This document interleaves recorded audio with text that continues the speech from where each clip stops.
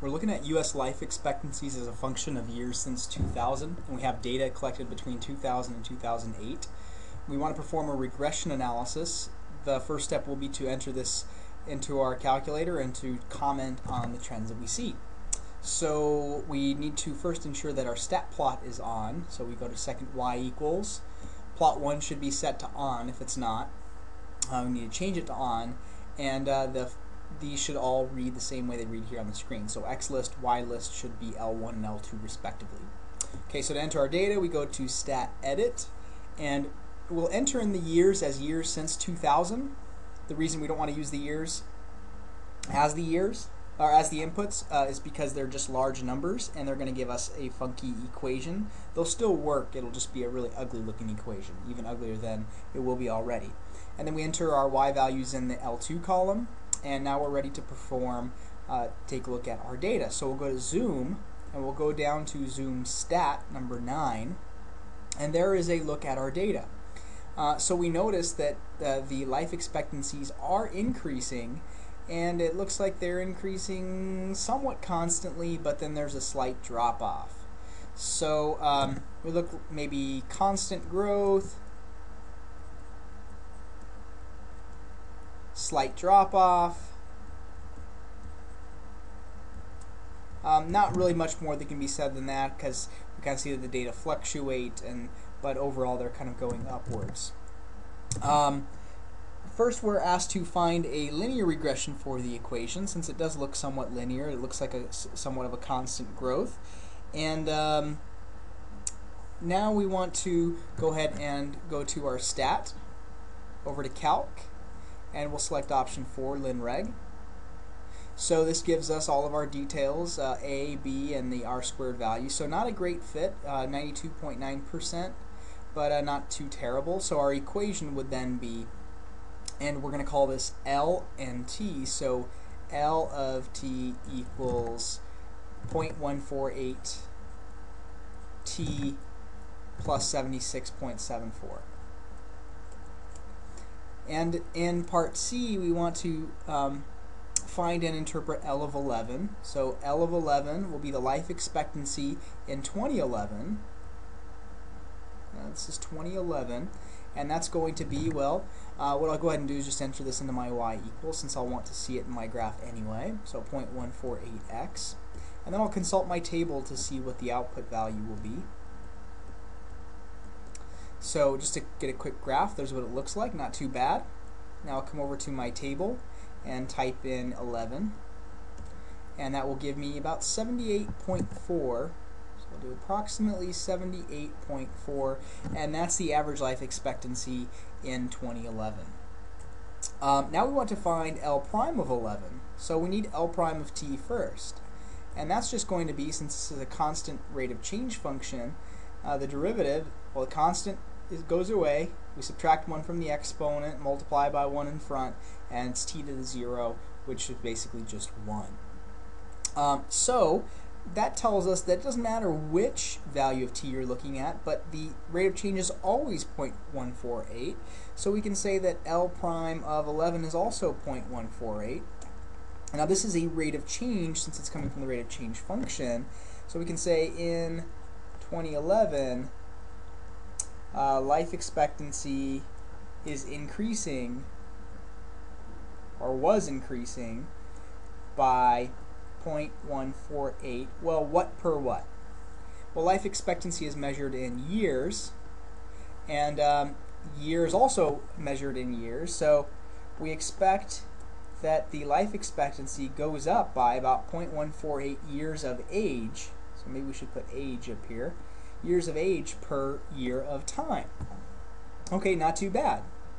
Next, we want to find a quadratic regression equation for the U.S. life expectancies.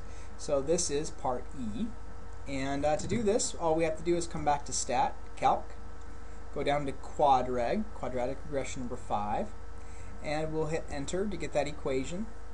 So we'll write down what we have here. Now be careful here, this is not negative 9.7, this is E negative 4, which means we have to drag the decimal place 4 to the left. So this will look like, and we're calling this L of t still, so we don't want to use the y.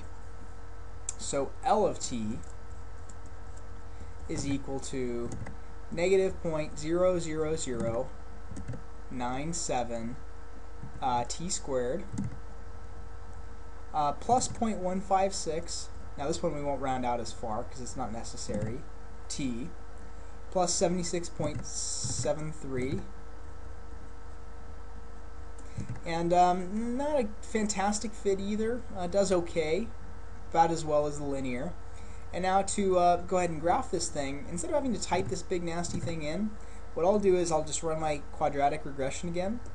And before I hit enter here, I'm going to go to vars, over to yvars, function, y1, and that will basically take my equation and plug it in for me, in addition to actually showing me the parameters. So now if I go to y equals, notice there it is. And if I graph it, well, there's the quadratic fit. Kind of looks like the linear fit. There's a little bit of a curvature to it, which would be hard to see because it's such a small interval of time. It probably curves back down at some point. And now we have a quadratic equation to model the data, which, again, is not that much better than the linear, but we do have one. And in part F, we want to find and interpret L of 11. So L of 11, now the cool thing is I just have to come over to my second table, and I already have 11 entered, but this one predicts that it's going to be about 78.3 years of age will be the life expectancy in 2011, where this one said 78.4. So notice they're not that far off in their predictions. Not very bad at all, actually. In part G, we want to find the rate of change in 2011, so we have to find L prime of t first.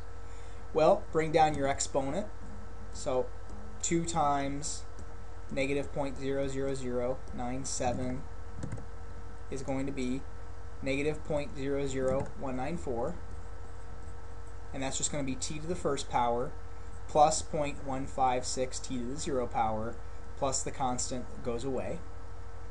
And so L prime of 11 is negative 0.00194 times 11 plus 0.156, and I'll enter that in. So actually I'll just do times 11, because that's I want to take that times 11, plus 0.156, and I get about 0.135. And how does that compare to what we had before? We had 0.148. So instead of saying in 2011 life expectancy is increasing by 0.148 years per year, it's actually increasing according to this quadratic model by 0.135 years per year. Life expectancy increase in 2011. So give us different answers, two different models, and that's okay. And the question is, which of the two models do you feel is most reasonable given the practical nature of this data? Well, let's take a look at what the implications are. With linear, this is going to be growing constantly up forever. Now, every model is going to be limited in terms of how long it's going to be valid for, but you know, it does look to be fairly linear. It might be a reasonable assumption to make that these will kind of constantly grow up. We probably would expect them to teeter off a little bit. Can't increase life expectancy forever, at least. Well, maybe you can, but it doesn't seem to be growing too terribly fast. So the quadratic model, because it's concave down, let's zoom out a little bit so you can see that better, but it has a negative a coefficient, so see how it kind of starts to level out? That might be a little bit more reasonable, and one might even say that that's kind of growing too fast, too high before it starts to level out. And if you zoom out again, then you're going to see it's going to come back down at some point. Is that realistic? Who knows? That might be too far into the future. So this is sort of a subjective call, but really this question gets us to sort of analyze, well, what do the two models imply for the long run?